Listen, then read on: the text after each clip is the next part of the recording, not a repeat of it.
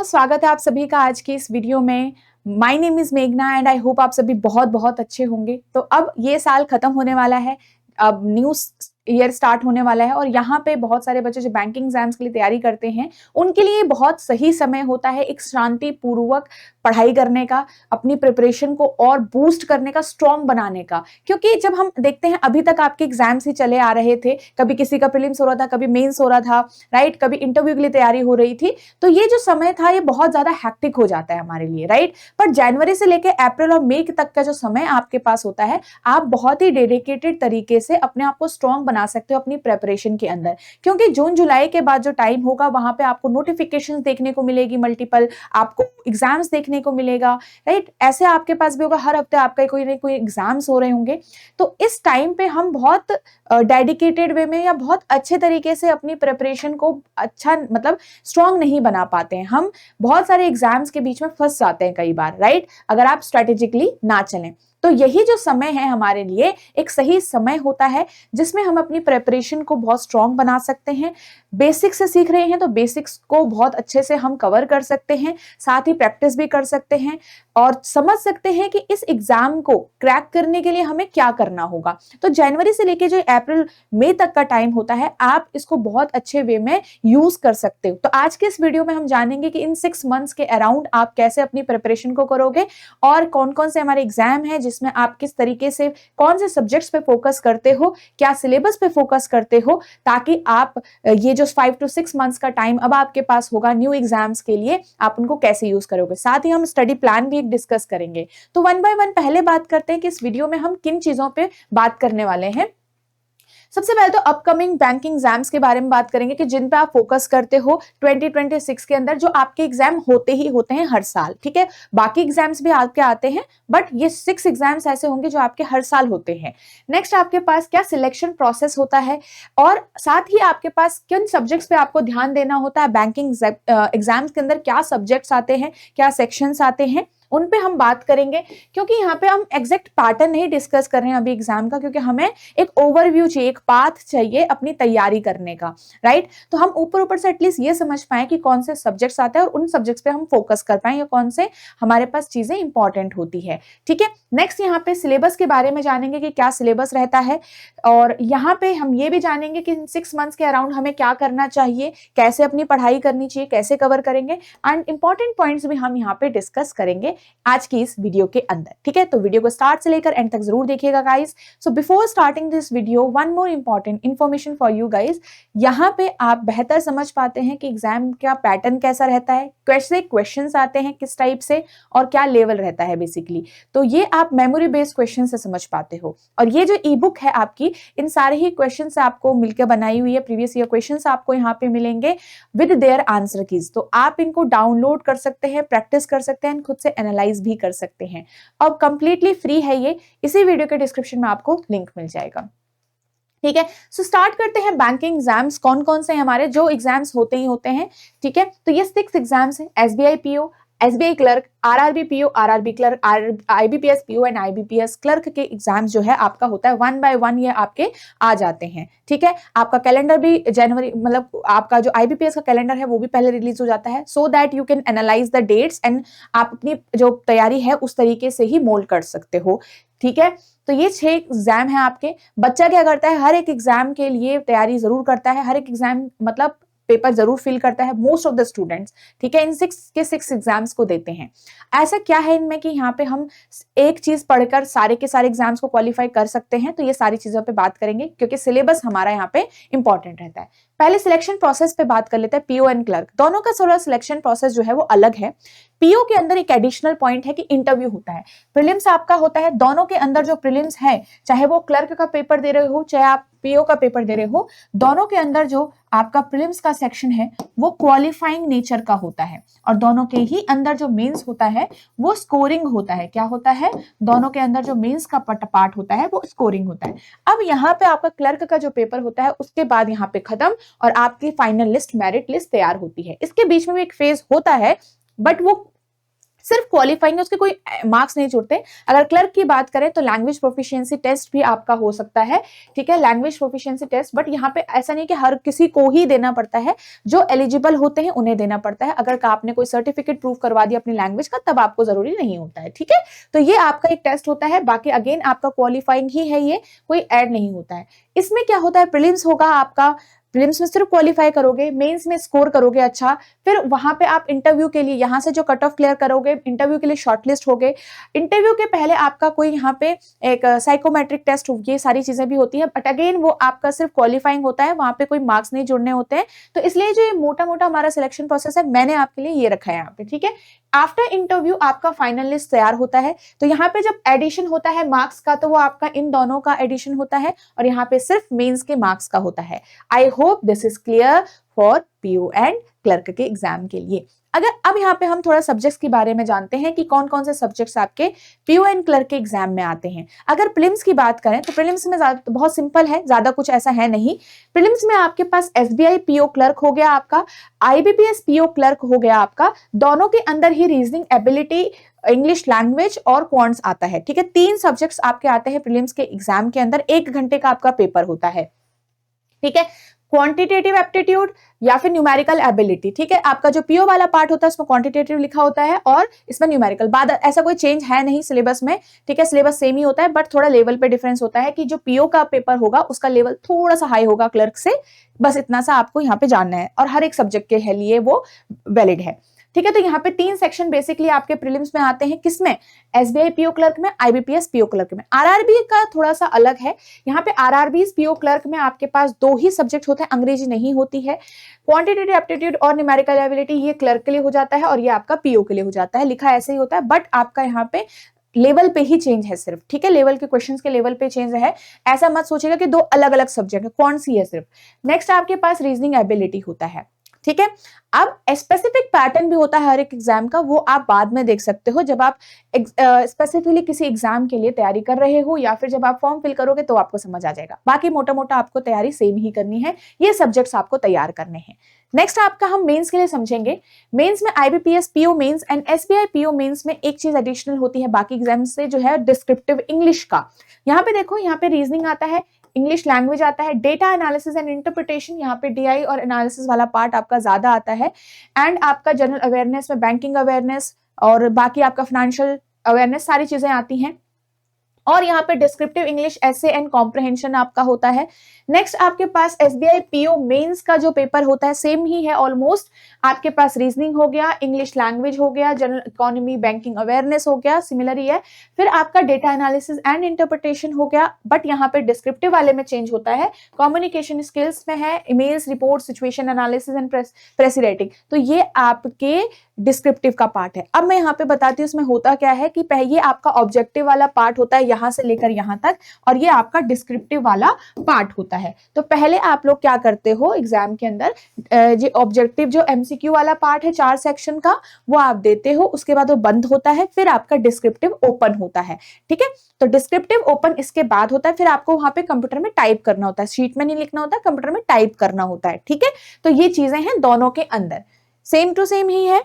आपके पास almost level दोनों exams का सिमिलर ही रहता है, ठीक है। तो एग्जाम्स का लेवल सिमिलर ही है, आपको क्वेश्चन उसी हिसाब से तैयार करने। अब बात आती है आईबीपीएस क्लर्क और एसबीआई क्लर्क मेंस की, दोनों में सेम टू सेम है सारी चीजें, पैटर्न में नंबर ऑफ क्वेश्चंस और मार्क्स पे थोड़ा सा चेंज होगा। सिमिलरली यहाँ पे भी number of questions and maximum marks पे डिफरेंस होगा, ये चीज आप बाद में देख सकते हो आराम से, ठीक है। सब्जेक्ट्स मैंने आपको बता दिए। यहाँ पे क्या सब्जेक्ट्स आते हैं, reasoning ability, general awareness, quantitative aptitude आता है, और आपका जनरल फाइनेंशियल अवेयरनेस आता है। जैसे वहां पे डीआई वाला था तो वहां पे आपको डीआई वाले पार्ट ज्यादा देखने को मिलेंगे, पीओ में ऑब्वियसली लेवल आपका हाई होगा, क्लर्क में लेवल थोड़ा सा मॉडरेट रहेगा, ठीक है। और इस बार का जो एसबीआई और आईबीपीएस क्लब में मेंस दोनों ही जो आए थे एग्जाम, वो डुएबल थे क्वांट्स के हिसाब से भी अगर हम यहाँ पे बात करें तो, ठीक है। तो ये सारे सब्जेक्ट्स जो हैं वो आपको SBI clerk and IBPS clerk में इसके लिए तैयार करने। अभी हमने इसका देखा था, अब हम आरआरबीज का देखेंगे। RRB PO mains and RRB clerk mains, ये अलग है क्योंकि इसमें आपका एडिशनल पॉइंट है, कंप्यूटर नॉलेज है दोनों ही एग्जाम्स के अंदर, और एक है हिंदी लैंग्वेज, क्योंकि आरआरबीज के एग्जाम के अंदर ये होता है कि जो बच्चा इंग्लिश में अच्छा नहीं है उसके लिए ये बहुत अच्छा एक जरिया होता है सिलेक्शन का, क्योंकि यहाँ पे आप प्री में तो आपने देखा इंग्लिश कुछ है ही नहीं, मेंस में क्या होता है आपके पास चॉइस होती है कि अंग्रेजी में पेपर देना है या हिंदी में पेपर, लैंग्वेज नहीं सब्जेक्ट के हिसाब से, क्योंकि लैंग्वेज तो आपका और भी एग्जाम्स में होता ही है, बट यहाँ पे आपका सब्जेक्ट के अकॉर्डिंग, जैसे कि आपके पास अगर इंग्लिश लैंग्वेज का आपको सब्जेक्ट चूज करना है तो आप वो चूज कर सकते हो, हिंदी लैंग्वेज का आपको सब्जेक्ट चूज करना है वो चूज कर सकते हो। इसमें आपके हिंदी के सब्जेक्ट मतलब हिंदी के टॉपिक्स आएंगे बेसिकली, ठीक है। तो ये है आपका स्लैश करके लिखा हुआ है। तो रीजनिंग, जनरल अवेयरनेस, क्वांट्स आपका है यहाँ पे, और आपका कंप्यूटर नॉलेज यहाँ पे एडिशनल। बाकियों में आपने देखा होगा कि नहीं है, यहाँ पे अलग से आपका पेपर में आता है कंप्यूटर के question, reasoning, general awareness, numerical ability, और यहाँ पे कंप्यूटर आता है आपका, और अगेन ये सेम सेक्शन है दोनों के अंदर, ठीक है। तो ये आपका आरआरबीज के लिए है, एंड आई होप आपको यहाँ पे क्लैरिटी मिल गई होगी। ओके, चलो ये हो गया पार्ट। अब बात करते हैं सिलेबस की, सिलेबस क्या क्या तैयार करना है, क्योंकि ये तो हमने समझ लिया ऊपर ऊपर से सब्जेक्ट्स क्या है, सिलेक्शन प्रोसेस क्या है। अब हम सब्जेक्ट्स को सिलेबस को समझेंगे कि क्या तैयार करना है आपने। रीजनिंग के प्रीलिम्स में देखें, और ये हर एक एग्जाम के लिए होगा, जितने भी हमने 6 के 6 एग्जाम देखे, सिलेबस आपका सबके लिए सेम होगा, सिर्फ और सिर्फ लेवल ऑफ क्वेश्चंस पे डिफर करता है। ओके गाइस, तो यहाँ पे आपके प्रीलिम्स का अगर हम सिलेबस देखें, रीजनिंग का सिलेबस है, हर एक टॉपिक आपका यहाँ पे लिखा हुआ है। डेटा सफिशिएंसी देखो आपके पीओ वाले एग्जाम्स में देखने को मिल सकता है, चांसेस होते हैं, ठीक है, इसके सिर्फ चांसेस आपके होते हैं, बाकी आपके पास यहाँ पे सब्जेक्ट्स आपके सारे टॉपिक्स आपके सारे आते हैं। मैं क्वांट्स की बात करें तो क्वांट्स में आपका ये वाला पार्ट है, और इसमें आपको कौन से चीजों पे ध्यान देना है वो सारी चीजें आपकी यहाँ पे लिखी हुई है, ठीक है, कई पॉइंट्स भी आपके लिखे हुए हैं। नेक्स्ट इंग्लिश लैंग्वेज है आपका प्रीलिम्स में जो आता ही है, आरआरबी में नहीं आता तो इसको छोड़ देंगे, या आपको ध्यान देना है। एरर डिटेक्शन हो गया, कॉम्प्रहेंशन आता है, क्लोज टेस्ट आता है, वर्ड स्वैप्स आते हैं, रिप्लेसमेंट ऑफ फ्रेज आता है, ठीक है, ये सारी ही चीजें आपकी इसके अंदर आती है। नेक्स्ट अगर हम मेंस की बात करें तो मेंस में क्या रहता है, क्योंकि मेंस में थोड़ा सा हमारा लेवल ऑफ क्वेश्चंस और टाइप ऑफ क्वेश्चन थोड़ा आ जाते हैं और ज्यादा, तो ये सारा पार्ट आपका एग्जाम के लिए, जिसमें data analysis and interpretation section आपका आता है, जो कि IBPS PO and SBI PO mains का हिस्सा है। तो ये सारी ही चीजें आपको यहाँ पे कवर करनी होती है।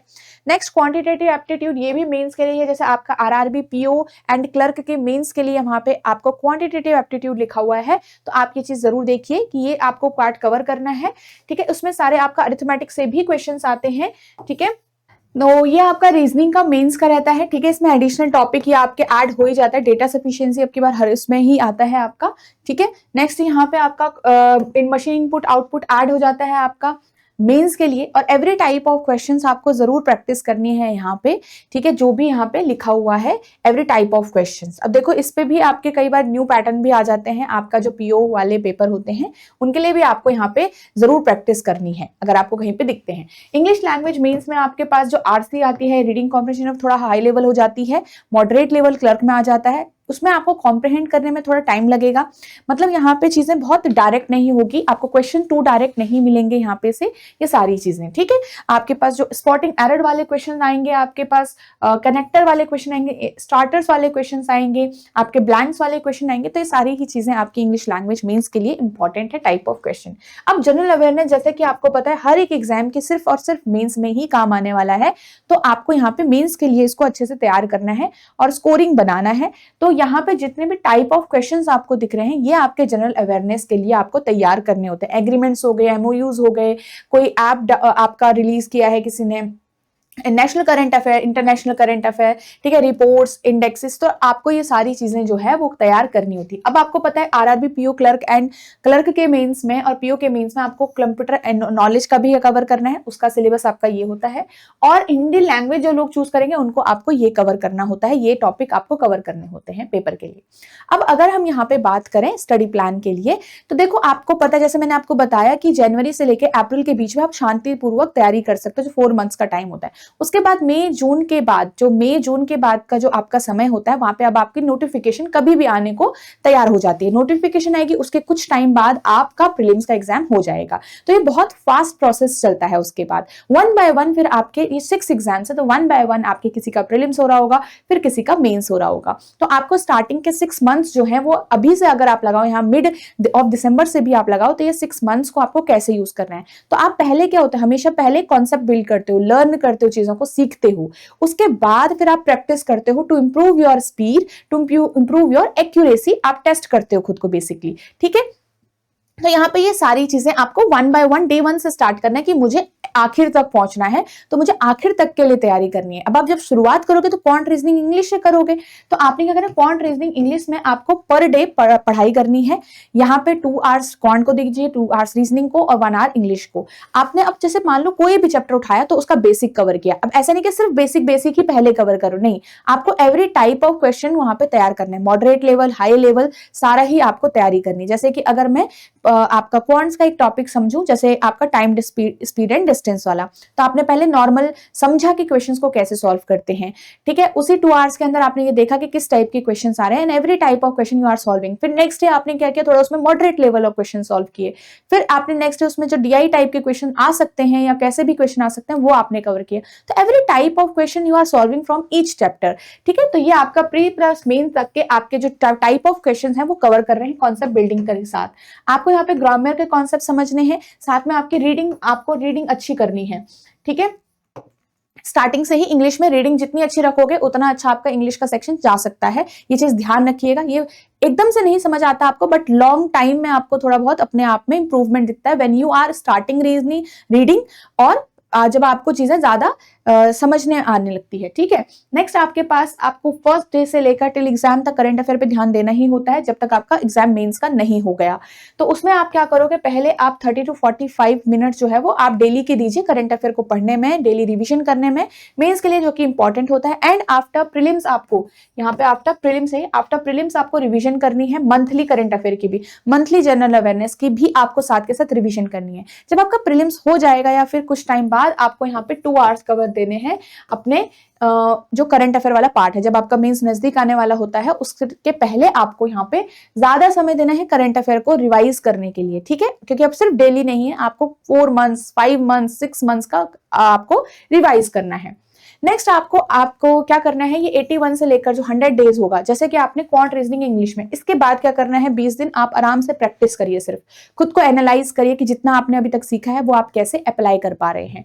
तो आप क्या करोगे, उस टाइम पे मॉक टेस्ट दोगे कुछ प्रीलिम्स के, जैसे डेली नहीं देके अल्टरनेट डेज पे मॉक टेस्ट दिया, रिविजन किया उन मॉक टेस्ट से, उनको एनालाइज किया। तो यहाँ पे बेसिकली आपने क्या किया, क्वांट रीजनिंग तो आपको मॉक टेस्ट दे रहे हो, करंट अफेयर तो आपका डेली का ही चल रहा है, और यहाँ पे एनालाइज कर रहे हो मॉक्स का, ठीक है। आपने प्रीलिम्स लेवल देने हैं टेस्ट, अभी सेक्शनल टेस्ट हो गए आपके, चाहे फुल लेंथ मॉक टेस्ट हो गए, वो आप यहाँ पे टेस्ट के हिसाब से अपनी स्पीड देखोगे, एक्यूरेसी देखोगे, जितना आपने अभी तक कॉन्सेप्ट बिल्ड किया है कि आप उसको अप्लाई कर पा रहे हो, एग्जीक्यूट कर पा रहे हो कि नहीं कर पा रहे हो, ये सारी चीजें। एंड देन आपको उसके बाद ये देखना पड़ेगा कि स्पेसिफिक एग्जाम क्या डिमांड कर रहा है आपसे।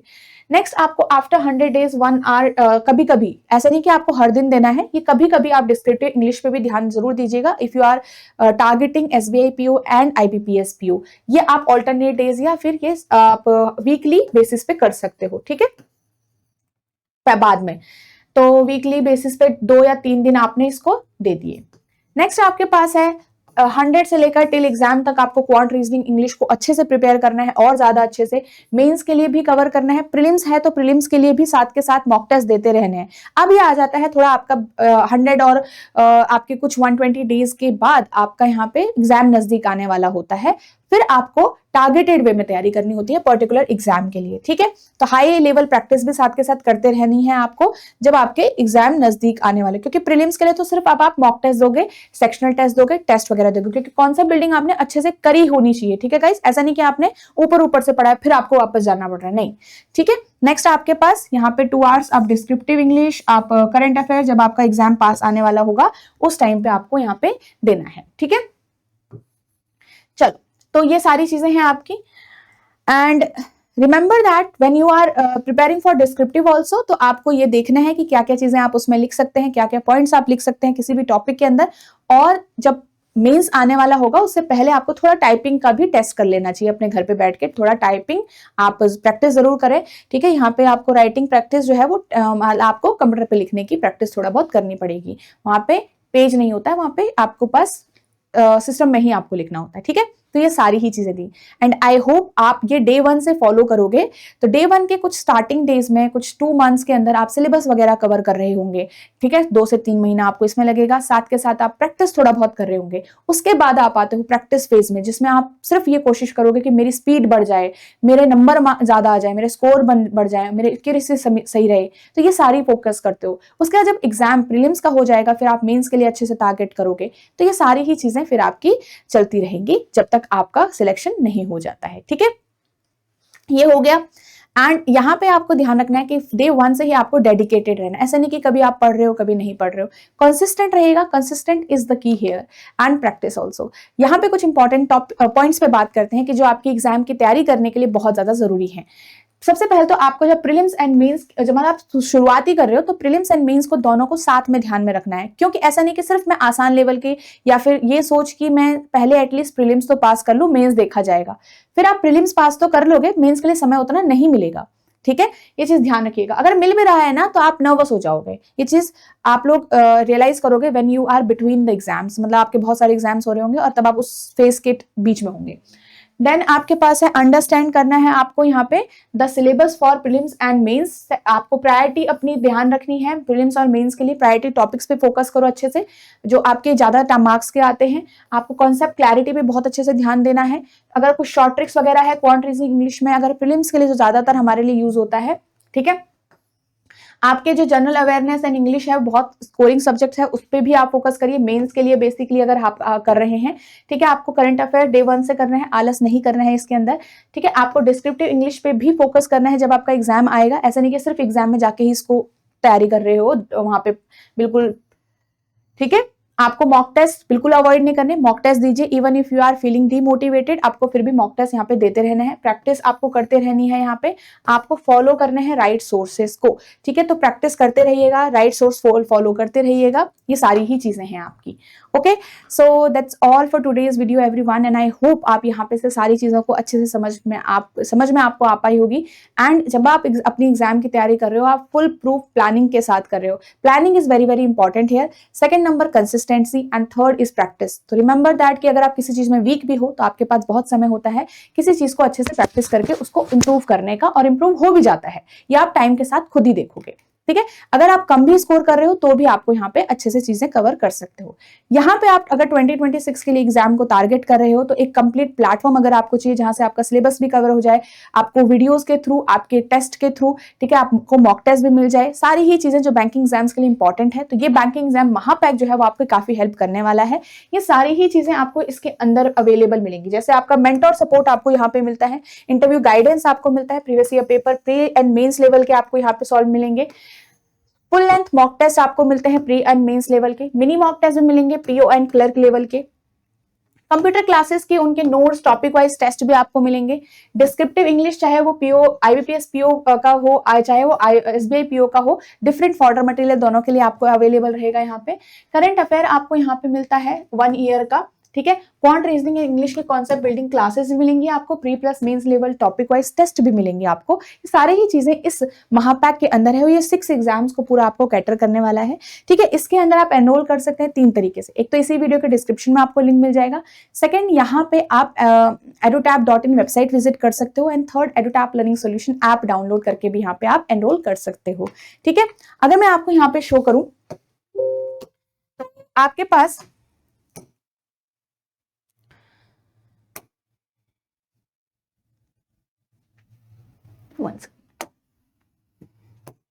आपको edutap.in वेबसाइट विजिट करनी है, ठीक है। ये आपका हमारी वेबसाइट आपकी ओपन हो गई है। उसके बाद आपने यहाँ पे कोर्सेज पे चूज करके बैंकिंग कोर्सेज चूज करना है। बैंकिंग कोर्सेज जब आप चूज करोगे तो आपको यहाँ पे स्क्रॉल करना है और आपको इस तरीके से ये कोर्स यहाँ पे दिख जाएगा, बैंकिंग एग्जाम महापैक का। इसके अंदर आप एनरोल नो मोर पे जाओगे तो आपको यहाँ पे और डेमो लेक्चर्स भी मिलेंगे, फ्री डेमो लेक्चर्स हैं जो कंप्लीट आप इनको विजिट कर सकते हो, देख सकते हो, ठीक है। तो ये सारी ही चीजें हैं। आई होप आपको यहाँ पे से किसी भी चीज को इंपॉर्टेंट जो भी आपको जाना हो इन्फॉर्मेशन आपको यहाँ पे मिल जाएगी। बाय नाउ पे जाके आप एनरोल कर सकते हो, अपनी वैलिडिटी आप खुद से चूज कर सकते हो यहाँ पे, ठीक है। और कोई अगर यहाँ पे रेगुलेटरी बॉडी के लिए भी साथ साथ तैयारी करना चाहता है तो आपके लिए ये कोर्स आप हेल्पफुल रह सकता है, ठीक है। इसमें आपके पास फेज 1 के लिए आपको, फेज 2 के लिए आपको सारी चीजें कवर होती हैं, आरबीआई जो आपके आरबीआई ग्रेड बी के लिए, ठीक है। तो आप यहाँ पे इसमें कंसिडर कर सकते हो, डिटेल्स आप और यहाँ पे से जान सकते हो, ठीक है।